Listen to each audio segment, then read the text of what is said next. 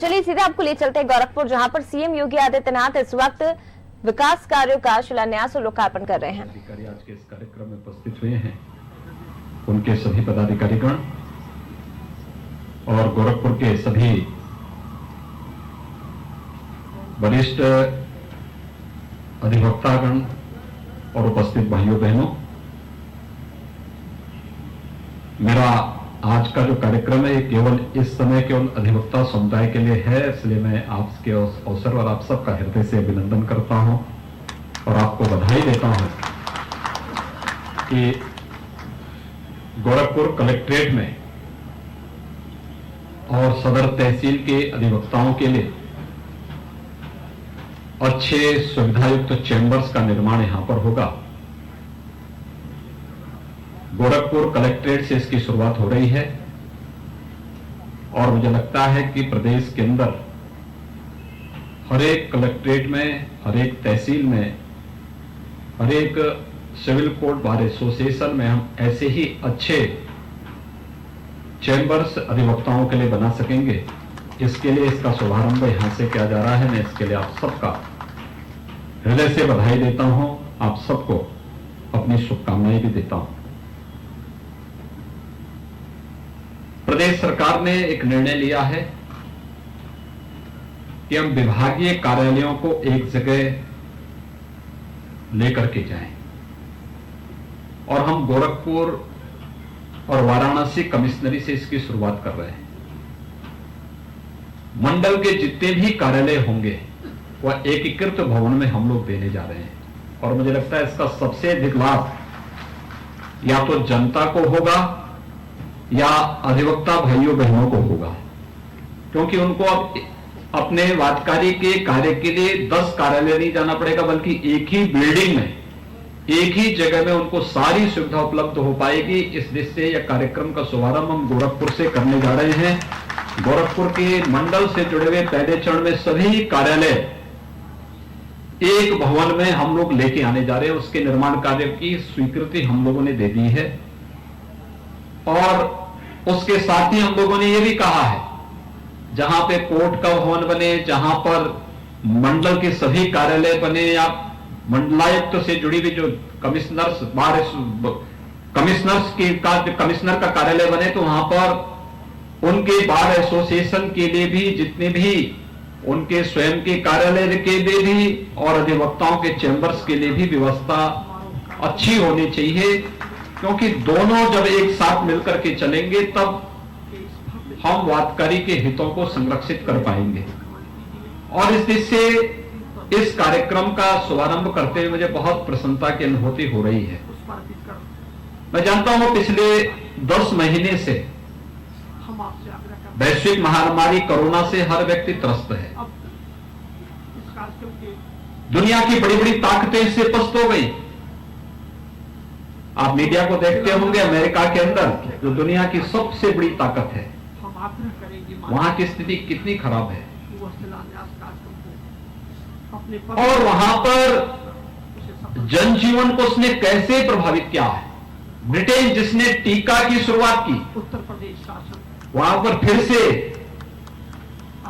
नए स्ट्रेन ने फिर से वहां पर एक नई समस्या खड़ी की है। फिर से लोग लॉकडाउन की तरफ जा रहे हैं, लेकिन देश के अंदर भी और प्रदेश के अंदर भी प्रधानमंत्री मोदी जी के मार्गदर्शन में कोरोना के खिलाफ जिस एक अभियान को हम लोगों ने मार्च 2020 में प्रारंभ किया था, आज जब हम 21 की शुरुआत में हैं तो बहुत विश्वास के साथ कह सकते हैं कि आज प्रदेश के अंदर ड्राई रन हो रहा है, एक ट्रायल किया जा रहा है कि वैक्सीनेशन का कार्यक्रम कैसे होना है। 5 तारीख को पूरे प्रदेश के अंदर होगा और फिर हम विश्वास के साथ कह सकते हैं कि मकर संक्रांति के आसपास हम लोग वैक्सीन लेकर के प्रदेश की जनता के लिए वैक्सीन लेकर के भी हम प्रदेश के अंदर और देश के अंदर इस कार्यक्रम को आगे बढ़ा करके इस सदी की सबसे बड़ी महामारी को परास्त करने में सफल होंगे। लेकिन यह एक सामूहिक प्रयास है। आपने देखा होगा जब हम लोग किसी एक महामारी से लड़ते हैं तो महामारी से लड़ने के लिए केवल सरकार को ही उन चीजों का सामना नहीं करना पड़ता है। महामारी है तो स्वाभाविक रूप से सरकार उसको लीड करेगी, सरकार नेतृत्व देगी, लेकिन सरकार के नेतृत्व के साथ जब पूरा तंत्र शामिल होता है, आम जनमानस और विभिन्न संस्थाएं एक साथ उनके साथ सहयोगी बनती हैं, तो सफलता की एक नई कहानी कहती हुई दिखाई देती है। कोरोना के खिलाफ उत्तर प्रदेश के इस प्रयास को अगर WHO ने सराहना की तो उसके पीछे ये सामूहिक प्रयास है। सब लोगों ने मिलकर के, एक साथ मिलकर के, प्रधानमंत्री मोदी जी के मार्गदर्शन में प्रदेश सरकार के द्वारा जो अभियान प्रारंभ किया गया था, उस अभियान में सबकी सहभागिता का परिणाम रहा है कि उत्तर प्रदेश देश के अंदर सबसे बड़ी आबादी का राज्य होने के बावजूद कोरोना का सबसे अच्छा परिणाम देश के अंदर देने में सफल रहा है। तो उसके पीछे कारण इसी सामूहिकता का है, जिसमें अधिवक्ताओं का भी, चिकित्सकों का भी और समाज के व्यापारियों का भी और हर एक तबके के लोगों का भी भरपूर सहयोग शासन को प्राप्त होता रहा। और आज उसका परिणाम है कि हम सफलतापूर्वक आज से 2 महीने पहले प्रदेश के अंदर कोरोना के लगभग 68,000 से अधिक पॉजिटिव केसेस थे। आज सुबह जब मैं गोरखपुर के लिए चला हूं तो बैठक लेकर के चला हूं, उस समय केवल 13,000 पॉजिटिव केस पूरे प्रदेश के अंदर हैं। आप देख सकते हैं कि 68,000 से कम करते करते करते करते आज 13,000 तक हम पहुंच चुके हैं। सबसे अच्छी रिकवरी इस समय देश के अंदर उत्तर प्रदेश की है। लगभग 97% तक हम रिकवरी के रेट को पहुंचा चुके हैं। मृत्यु दर 1% के आसपास है, इसको उससे भी नीचे लाने का प्रयास किया जा रहा है। हेल्थ इंफ्रास्ट्रक्चर में जो भी, भगवान करे हॉस्पिटल में जाना पड़े किसी को, लेकिन जो भी हॉस्पिटल में गया और कोविड हॉस्पिटल में जो सुविधा उसे प्राप्त हुई, उसने इसकी सराहना की कि प्रदेश के बारे में कहा जाता था कि हेल्थ इंफ्रास्ट्रक्चर कमजोर है, लेकिन उत्तर प्रदेश ने जिस प्रकार की सुविधा, फ्री में सारी सुविधा जिस प्रकार की दी है, यह मुझे लगता है कि हर एक व्यक्ति ने उसकी सराहना की। और पब्लिक फीडबैक के आधार पर उत्तर प्रदेश जैसे राज्य के लिए एक चुनौती थी, चुनौती इस रूप में भी थी कि 40 लाख प्रवासी कामगार और श्रमिक उत्तर प्रदेश में आए। प्रदेश के अंदर हमारे हजारों प्रतियोगी छात्र और बच्चे अलग अलग कस्बों में, नगरों में प्रतियोगी परीक्षाओं की तैयारी कर रहे थे। उन्हें सुरक्षित लॉकडाउन के दौरान उनके घरों तक पहुंचाना और प्रवासी कामगार और श्रमिकों को भी सुरक्षित उनके घरों तक पहुंचाने का जो कार्यक्रम करना था, सभी कार्यक्रम कुशलतापूर्वक संपन्न करने के बाद अब कोरोना के खिलाफ जो लड़ाई हमारी चल रही है, हमें प्रवासी कामगार और श्रमिकों को रोजगार भी उपलब्ध कराना है। हमने प्रदेश के विकास की गति को थमने भी नहीं दी है, लेकिन साथ साथ कोरोना पर प्रभावी नियंत्रण करने में भी जो सफलता प्राप्त की है, जो समाज के हर एक तबके का योगदान इसके साथ जुड़ा है। मैं इसके लिए अधिवक्ता समुदाय का भी, व्यापारी समुदाय का भी, चिकित्सक और पैरामेडिक्स का भी और समाज के उन विभिन्न स्वयंसेवी संगठनों का भी, जिन्होंने बढ़ चढ़ करके इसमें भाग लिया, सहयोग किया, उन सबका हृदय से अभिनंदन करता हूं। और आज जो प्रदेश के अंदर ड्राई रन प्रारंभ हुआ है, 6 जनपदों में भी हम लोगों ने प्रारंभ किया है। 5 तारीख को हम प्रदेश के हर एक जनपद में शुरू करेंगे, एक ट्रायल होगा और जैसी ही वैक्सीन की पहली खेप पहुंचेगी, इसके बाद आप देखना पूरे प्रदेश के अंदर अलग अलग कैटेगरी जो तय की गई उसके अनुसार हम वैक्सीन देना प्रारंभ करेंगे और कोरोना को, इस सदी की सबसे बड़ी महामारी को हम पूरी तरह प्रभावी रूप से नियंत्रण करने में हमें सफलता प्राप्त होगी। आज का जो कार्यक्रम है ये कहने के लिए अधिवक्ताओं के चैम्बर का है, लेकिन वास्तव में ये समाज के सबसे पीड़ित व्यक्ति को न्याय दिलाने के एक महत्वपूर्ण आधार का शुभारंभ भी है। मुझे बहुत अच्छा लगा जब अमिताभ जी यहां पर कह रहे थे कि हमारी लाइब्रेरी को डिजिटलीकरण होना चाहिए। यानी तकनीक का उपयोग क्या हो सकता है। आपने देखा होगा, अगर तकनीक को हम लोगों ने नहीं अपनाया तो हमारी वर्चुअल कोर्ट चल पाती नहीं चल पाती। हम मानते हैं अधिवक्ता समुदाय को इससे परेशानी हुई, लेकिन इस जरूरत के हिसाब से एक सामान्य नागरिक को न्याय मिल सके, इसका एक ट्रायल भी कोरोना के दौरान हुआ।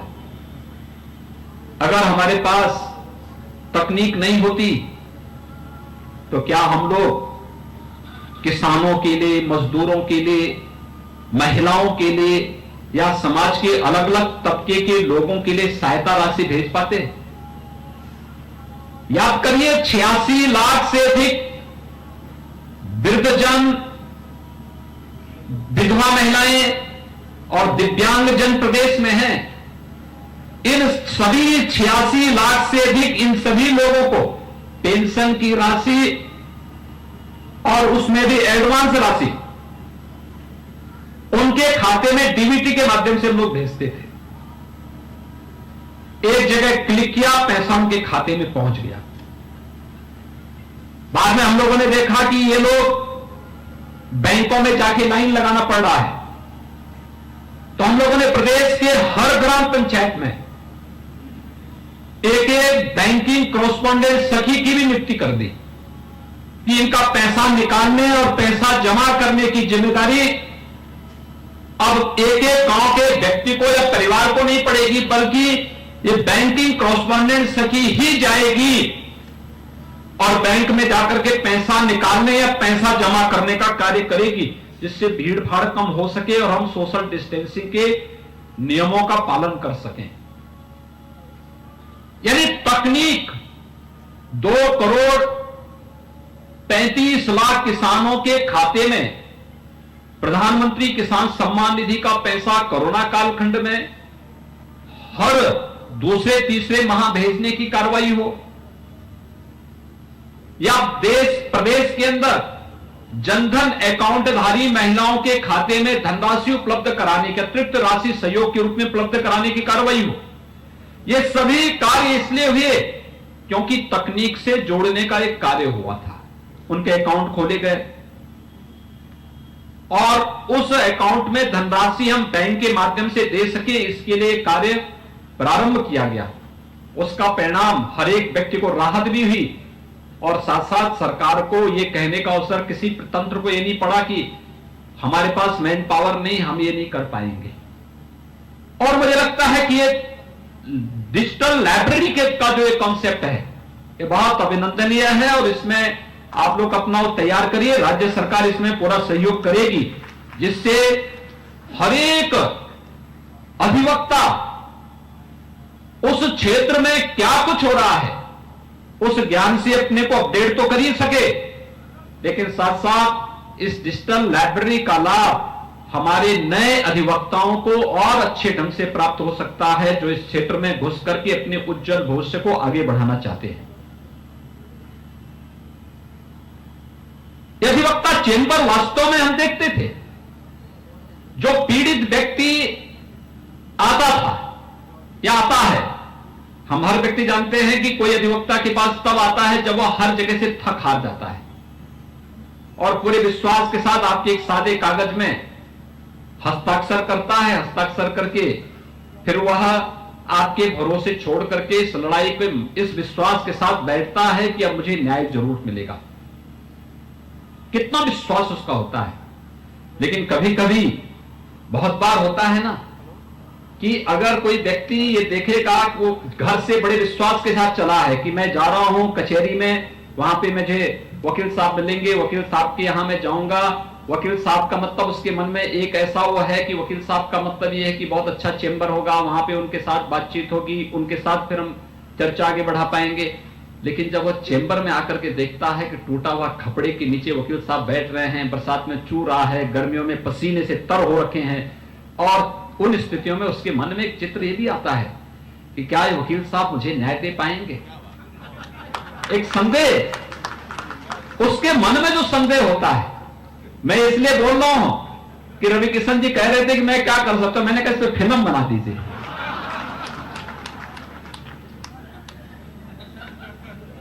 और इसमें बहुत सारे हमारे अधिवक्ता ऐसे होंगे, भाई अभिमन्यु पांडे जी यहां बैठे हैं, फिल्म में रोल करने के लिए तैयार हो जाएंगे।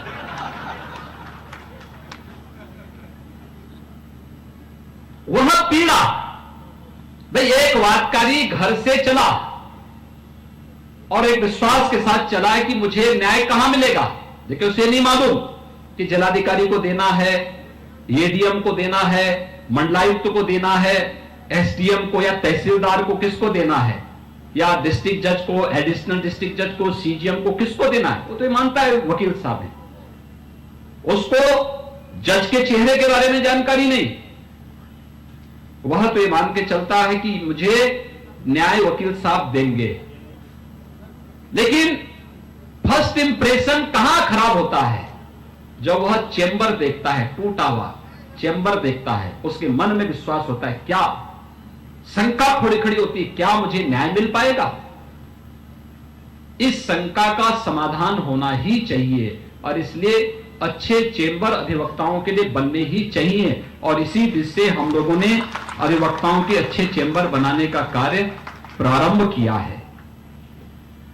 ये अच्छे चेंबर इसी क्रम में बनाने की कार्रवाई होनी चाहिए और मुझे लगता है कि प्रदेश सरकार ने इस दिशा में एक प्रयास प्रारंभ किया। हम लोगों ने प्रदेश के अंदर, सरकार इस बात को लेकर चिंतित है, न्यायालयों में जो वाद लंबित पड़े हुए हैं, वर्षों से पड़े हुए हैं, 60-60, 70-70 वर्षों से पड़े हुए हैं, 20 से 25 वर्ष में हमारी एक पीढ़ी बदल जाती है। आप अनुमान करिए 60-70 वर्षों से वाद लंबित होंगे, क्या स्थिति होंगी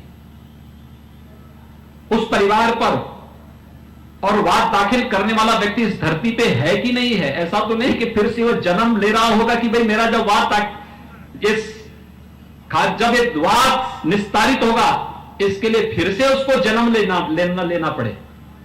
इस दृष्टि से भी जो एक वादों की संख्या है, इसका समाधान कैसे हो, सरकार भी चिंतित है, न्यायपालिका भी चिंतित है, हर एक पक्ष इससे चिंतित है और इसके लिए नए नए तरीके अपनाए जा रहे हैं। और उसी पर सरकार ने, उत्तर प्रदेश ने इस दृष्टि से न्यायालयों से जुड़े हुए जो मामले थे, इसके लिए कोर्ट का गठन करना हो, जजेज के आवासीय और अनावासीय भवन के लिए भी जहां व्यापक पैमाने पर धनराशि उपलब्ध करवाई जा रही है, वहीं साथ ही साथ जो मैंने आपको बताया कि अब मंडलीय स्तर के सभी कार्यालय एक भवन में रहने चाहिए, जिससे एक सामान्य नागरिक को भी सहूलियत हो और साथ साथ उसकी समस्या का समाधान का जो सबसे बड़ा आधार है अधिवक्ता, वह आसानी से एक ही भवन में एक अपने वादकारी की समस्याओं के समाधान करने के लिए वहां पर भी उसकी पहल कर सके, पैरवी कर सके, कोई जानकारी लेनी वो भी जानकारी ले सके। और इसकी शुरुआत हम लोगों ने गोरखपुर में मंडलायुक्त कार्यालय और मंडलायुक्त कार्यालय में मंडल से जुड़े हुए सभी कार्यालयों को एक एकीकृत कार्यालय के रूप में यहां पर स्थापित करने की कार्रवाई प्रारंभ की है और मुझे लगता है ये कार्य प्रारंभ होने के साथ उत्तर प्रदेश के अंदर एक नए युग की शुरुआत इस दिशा में प्रारंभ होने जा रही है। हम जिलाधिकारी के कार्यालयों को भी इसी के साथ लेने जा रहे हैं।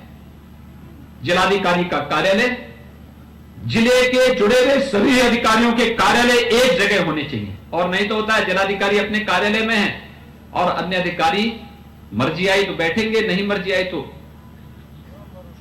स्वाभाविक रूप से घूमते हैं, कोई कार्यालय में है, कोई कहीं है, कोई कहीं है, कोई भरोसा नहीं। इसलिए एक एकीकृत भवन में सभी जगह एक कार्यालय में एक भवन के साथ हम बड़े बड़े मंजिल भवन बनाएंगे, 5 मंजिला 10 मंजिला भवन बनाएंगे, सुविधाएं देंगे, चैम्बर देंगे, ऑडिटोरियम देंगे, कॉन्फ्रेंस रूम देंगे, डिजिटल लाइब्रेरी देंगे, वहां पे कैफेटेरिया देंगे, कैंटीन देंगे, हर प्रकार की सुविधाएं वहां पर उपलब्ध करवाएंगे। और ये हर प्रकार की सुविधाएं कोई गांव से आया है उसको भी सस्ते में भोजन वहां उपलब्ध हो सके। गांव के व्यक्ति को कलेक्ट्रेट में भोजन 5 रुपए 10 रुपए में अगर मिल जाए, क्यों वह व्यक्ति फिर इधर उधर भटकेगा? अच्छी कैंटीन हो, साफ सुथरी कैंटीन हो, इसकी सुविधा मिले, ये सारी सुविधाओं का एक केंद्र बिंदु कलेक्ट्रेट हो या कमिश्नरी हो, ये बने और वह व्यक्ति इन भवनों को एक आदर्श व्यवस्था के रूप में मान करके चल सके, इसकी शुरुआत राज्य सरकार करने जा रही है। और गोरखपुर में अधिवक्ताओं के चैंबर्स के निर्माण की प्रक्रिया उसी कड़ी का एक हिस्सा है और इसके लिए मैं गोरखपुर के सभी अधिवक्ता बंधुओं को हृदय से बधाई देता हूं, अपनी शुभकामनाएं देता हूं। भाइयों बहनों, कार्य करने की इच्छा शक्ति होनी चाहिए। गोरखपुर के चाहे वह सिविल कोर्ट बार एसोसिएशन हो, जिला अधिवक्ता एसोसिएशन हो या फिर द कमिश्नर्स बार एसोसिएशन हो, ये जितने भी हमारे एसोसिएशन बार से जुड़े हुए हैं, मेरा इनके साथ संवाद आज से नहीं पिछले 25 वर्षों से है, बार के रूप में और एक जनप्रतिनिधि के रूप में, और साथ साथ एक गोरखपीठ के एक योगी के नाते भी एक भावनात्मक संवाद मेरा सभी अधिवक्ता बंधुओं से लगातार बना रहा है। वे लोग हर सम विषम परिस्थिति में हम लोगों के साथ खड़े रहते रहे हैं। उस समय उनके लिए कोई दायरे नहीं रहे हैं, तो स्वाभाविक रूप से एक संवाद रहा। इसलिए 1998 में जब मैं सांसद बना तो पहली डिमांड मेरे पास यहां की आई थी और अब लोगों ने जिला अधिवक्ता एसोसिएशन में उस समय एक बड़ा सभागार का निर्माण करके यहां के अधिवक्ताओं को समर्पित किया था। बाद में उसका विस्तार भी हुआ, उसको और एक नए रूप में आगे बढ़ाने का कार्य हुआ। इसके बाद फिर इस कार्यक्रम को आगे बढ़ाने का कार्य था कमिश्नर्स बार एसोसिएशन ने, सिविल कोर्ट बार एसोसिएशन, इन सभी एसोसिएशन ने भी अपने अपने समय में कार्यक्रम आगे बढ़ाए थे।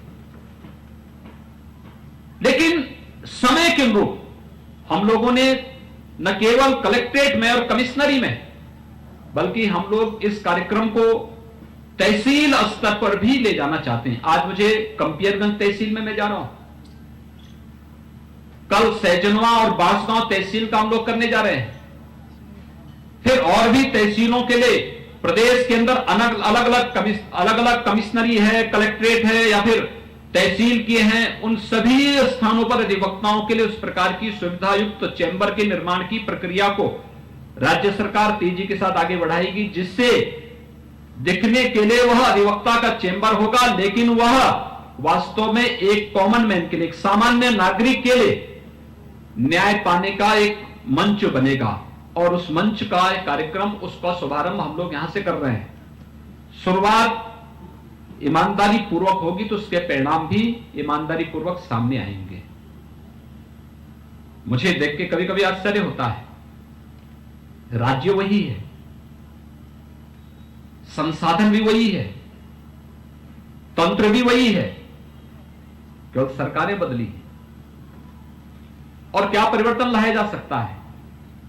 याद करिए, गोरखपुर में 1947 से 2017 तक कुल 12 गवर्नमेंट मेडिकल कॉलेज बने थे। 12। मैं आज ये बात आपके सामने इसलिए कह रहा हूं क्योंकि आप प्रबुद्ध या प्रबुद्ध वर्ग है, लोगों के सामने इस चर्चा को आगे बढ़ा सकता है, लोगों को बता सकता है 1947 से लेकर 2017 इन 70 वर्षों में कुल कितने मेडिकल कॉलेज बने थे? 12।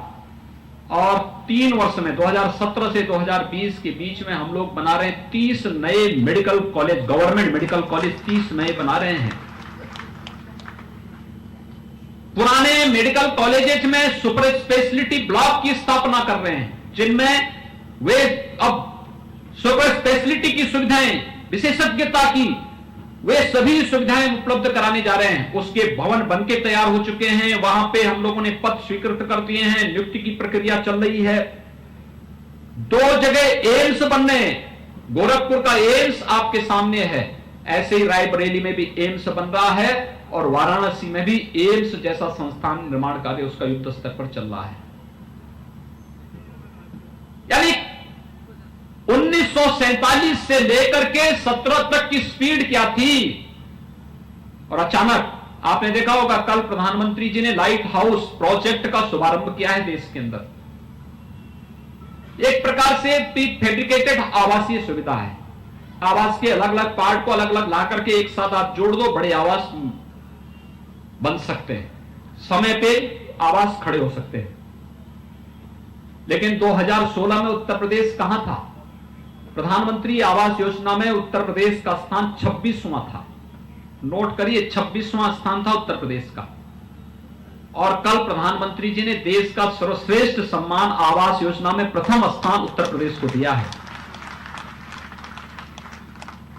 यानी उत्तर प्रदेश 17,58,000 आवास इस दौरान इतने गरीब परिवारों को शहरी क्षेत्र में एक एक आवास उपलब्ध कराने का कार्य उत्तर प्रदेश ने किया है। करने की इच्छा शक्ति हो, जिसको नहीं करना उसके 10 बहाने हो सकते हैं। लोग कहते थे, मुझे याद है जब गोरखपुर की वायु सेवा हमें प्रारंभ करनी थी तो गोरखपुर के लिए जो सर्वे आया, सर्वे में कहा गया 6 पैसेंजर हैं। तो मैंने कहा ये सर्वे फर्जी है। और आज आप देखिए 8 शहरों से गोरखपुर जुड़ा हुआ है वायु सेवा से। दिल्ली के लिए 3 वायु सेवा चलती है, मुंबई के लिए 2 चलती है, बेंगलोर, हैदराबाद, कोलकाता, प्रयागराज, लखनऊ, सब जगह चल रही है। जगह नहीं पड़ी, वायु नहीं, एयरपोर्ट पे जगह ही नहीं है, कहां पे एयरक्राफ्ट खड़ा होगा। ये जितना भी वायु सेवा का विस्तार हुआ है, ये विकास में भी सहयोगी बना है। आज गोरखपुर की सड़कें चौड़ी हो रही हैं। आज गोरखपुर स्वास्थ्य सेवा के एक नए हब के रूप में स्थापित हो रहा है।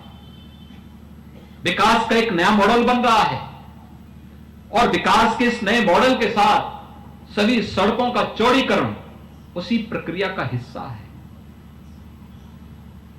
यह कहीं ना कहीं प्रत्येक नागरिक के जीवन में एक नया परिवर्तन लाता है। हमें दिखने के लिए दिखता होगा कि हम गोरखपुर में हैं, हम सोचते हैं अयोध्या में मंदिर बन जाएगा, क्या होगा? मंदिर बनेगा, आस्था का तो सम्मान होगा ही होगा, लाखों लोगों की आजीविका और रोजगार भी उसके साथ जुड़ती हुई दिखाई देगी। वहां होटल भी खुलेंगे, वहां धर्मशालाएं भी खुलेंगी, वहां पे ट्रांसपोर्टेशन में भी नए नए सुधार होंगे, वहां पे विकास की नई नई संभावनाएं आगे बढ़ेंगी, लोगों को एक नए अवसर प्राप्त होंगे। ये सभी अवसर और जीवन के प्रत्येक क्षेत्र में प्रदान करने की जो कार्रवाई हो रही है, इसी कार्रवाई का हिस्सा है विकास। आज पूर्वांचल एक्सप्रेसवे इसी तरह पर आगे बढ़ाया जा रहा है। गोरखपुर लिंक इसी से आगे बढ़ाए गोरखपुर तक जोड़ा जा रहा है। विकास आज की आवश्यकता है और विकास के साथ हर एक व्यक्ति जब जुड़ता हुआ दिखाई देगा, हम में से हर व्यक्ति कहीं ना कहीं उसका पार्ट है। कोई प्रत्यक्ष होगा, कोई अप्रत्यक्ष होगा, और जब सभी लोग मिलकर के इस कार्यक्रम को आगे बढ़ाएंगे तो स्वाभाविक रूप से हर एक चेहरे पर खुशहाली लाने में सफलता प्राप्त होगी।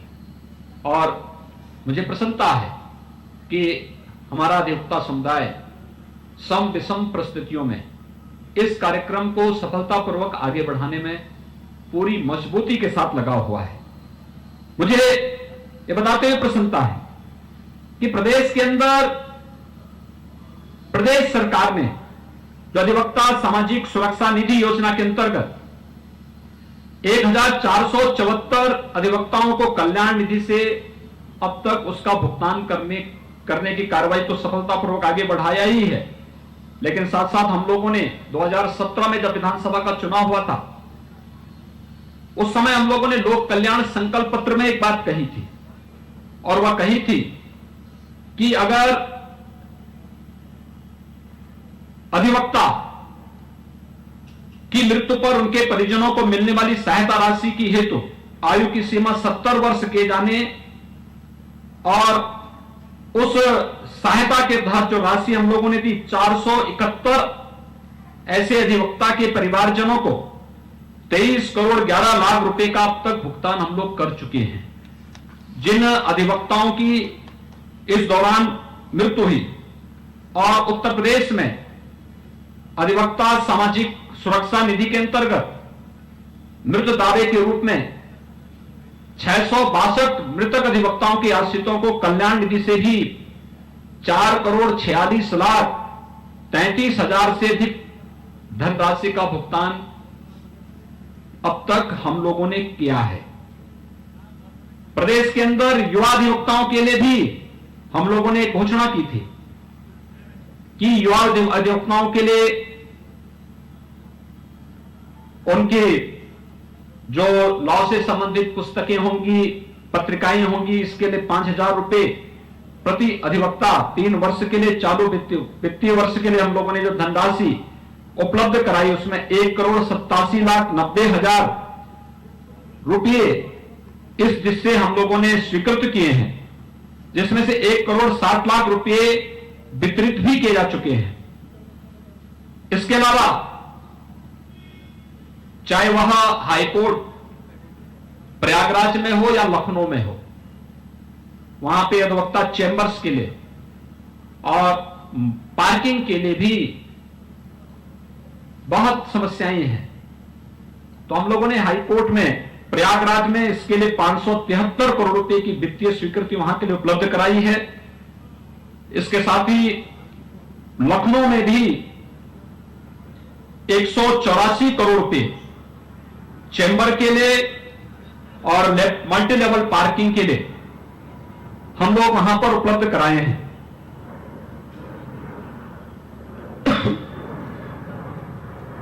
आज जो कार्यक्रम हम लोग यहां पर कर रहे हैं, गोरखपुर में सदर है, कैंटियरगंज है, बांसगांव, सैजनवा, गोरखपुर में अधिवक्ता चेंबर और अधिवक्ता हॉल के निर्माण के लिए ये 15 करोड़ 21 लाख रुपए की ये वित्तीय सहायता यहां पर राज्य सरकार के द्वारा उपलब्ध कराई गई है।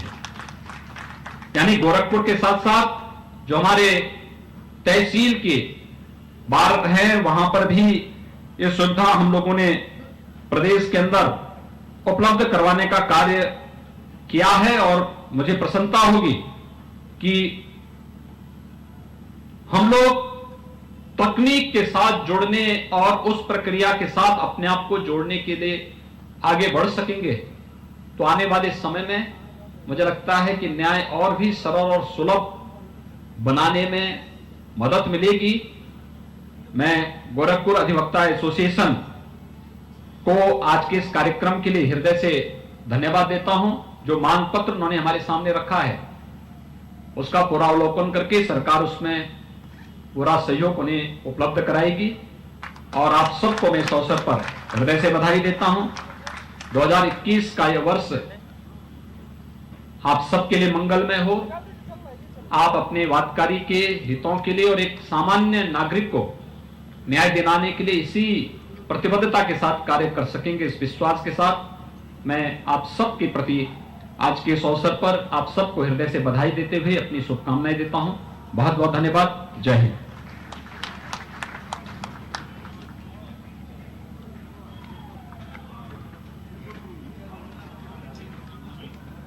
बंधुगण, यह कार्यक्रम हम लोगों का अपनी भव्यता और पूर्णता को प्राप्त कर चुका है। माननीय मुख्य अतिथि के संबोधन के पश्चात अब यह समापन की तरफ अग्रसर है। मैं अपने एसोसिएशन के लोकप्रिय अध्यक्ष श्री अवतार त्रिपाठी जी से अनुरोध